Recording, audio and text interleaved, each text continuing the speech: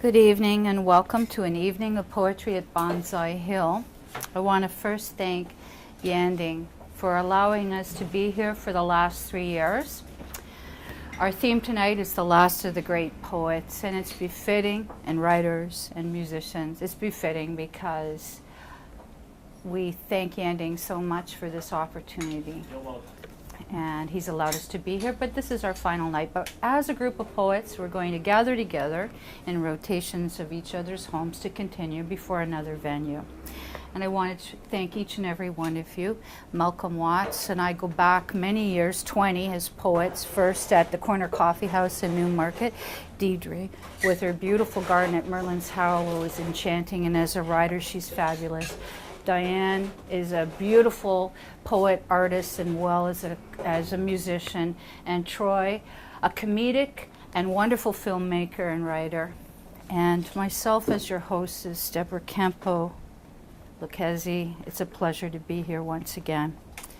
So I'd like to read from my published works, Have You Ever Danced? From the book on Angels, Wings, and Moonbeams, and go into my unpublished works, which will be entitled Mental Images. Have you ever danced? Have you ever danced with the stars at night, experienced the moon caressing your soul? Have you ever danced in the river's depths, experienced the rocks pounding your flesh? Have you ever danced in the sand, experienced the grains against your skin? Have you ever danced in the rain, experienced your childhood again? Have you ever danced with the sun, experienced the warmth of human love? Have you ever danced with the night, experienced the morning from an ecstasy rite? Have you ever danced with a mirror, experienced seeing is believing, and have I? I like combining my artwork with poetry, so some of my paintings have poetic thoughts in them. Friendship, which is what you all are to me, my friends, and my husband. Friendship. A chance acquaintance in given time making a lasting impression. A search of souls acquiring knowledge of our yesterdays to understand our tomorrows. A change of years sending our fates into the unknown quest of life. However, through it all, we remained friends. Through tears of joy and relief from doubts, our ties of closeness came at the moment when our hearts needed strength to face the world again. Not to mention, Yanding's Tea House is wonderful.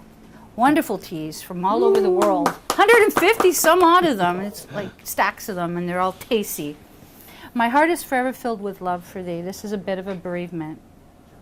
My heart is forever filled with love for thee. My tears, they fall like rain. No greater pain I find within my soul I search again. I'm comforted by your spirit. May you rest in gentle peace. For thou art always with me, and my memories forever shall remain.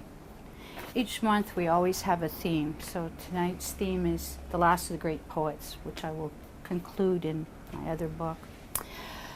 I always read this signature poem on Angels, Wings, and Moonbeams, which is the title of my published works. Take my heart and soul, take my love and breath of life, take my remaining days on earth, wrap it all up and send it on angels' wings and moonbeams. Take my thoughts and prayers, take my courage and deeds, take my remaining strength, wrap it all up and send it on angels' wings and moonbeams.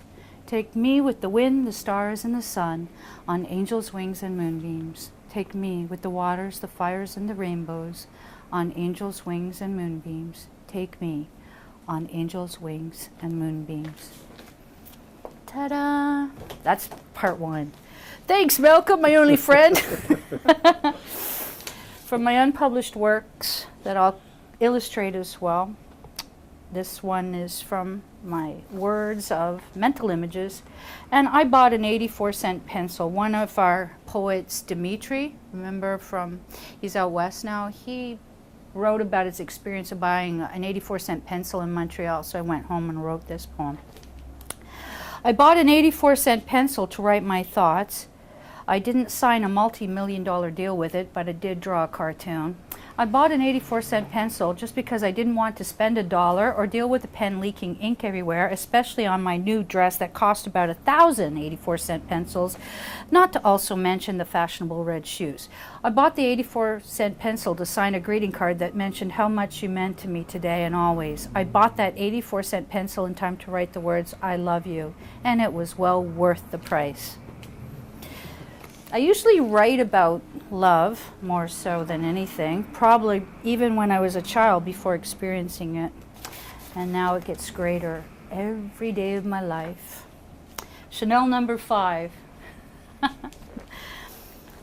I wear Chanel number 5 when I'm in love. I wear Chanel number 5 when I'm not in love. I wear Chanel number 5.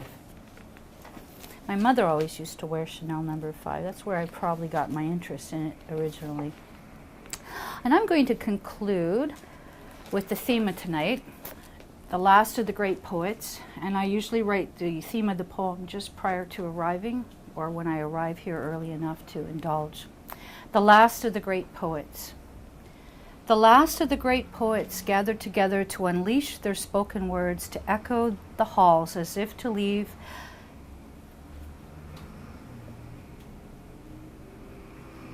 I'm going to start again. Can you edit this part? Oh, sorry. Okay, the last of the great poets. The last of the great poets gathered together to unleash their spoken words, to echo the halls as if to leave a fine legacy of their thoughts for those that wanted to hear these words. The last of the great poets spoke these words as if in time, to waves crashing against the rocks, the heartbeat of a child's first breath into the world, and finally the night sky waiting for the dawn. The last of the great poets were my final words. I love you, my dearest husband, family, and friends, and I thank you. And with that poem, it's going to be the last that I write for Mental Images, because I didn't know when to stop, so that one concludes my book. I can now work on publishing it. Yeah, you can dance every dance we got. Gives you the eye, you can hold him tight. Laugh and swing while we look. Don't give your heart beneath the pale moonlight. And don't forget who's taking you home. In his arms you're gonna be. Oh, darling, save the last dance. Naughty elf. He's part of the we comprising me. A mischief self, my naughty elf. He concocts the silliest of pranks and schemes. As I slumber, he concocts my dreams. If I'm trying hard to watch my weight, he puts Belgian chocolates on my plate. When I'm frustrated, close to tears, lonely, he'll whisper, better times are near. Pulls close to me, banishes my fears. Excellent. All broken. She sits before me, head in hand. She's hoping that I'll understand the reason why she stayed for years with such as he in so much fear.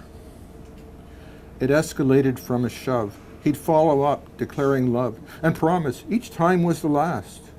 Instead, a pattern growing fast. Her kids are gone, she lives alone. They left in fear he might atone, and that she'd take him back again. Please, Mom, no promises, no pain. She tells them that she understands the need to make their own life's plans. I love you both, she says with tears, and begs they visit, keeping near. Within my guts, I feel the rage toward the men that pen such page, without regard for marks they make, the shattered souls, the lives they take.